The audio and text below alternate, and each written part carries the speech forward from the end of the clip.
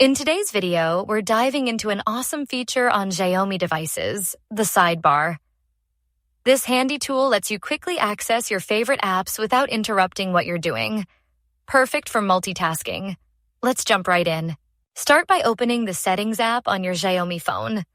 Scroll through the menu and look for additional settings. Click on it. On the next page, find and tap Floating Windows. You'll see some visuals explaining how floating windows work, but for now, focus on the Sidebar option. Tap on it. On the Sidebar settings page, you'll get a preview of how the feature looks and works. To activate it, simply toggle the switch to on. That's it. Now head back to your home screen and swipe from the edge of your screen. You'll see a sleek sidebar appear with your selected apps.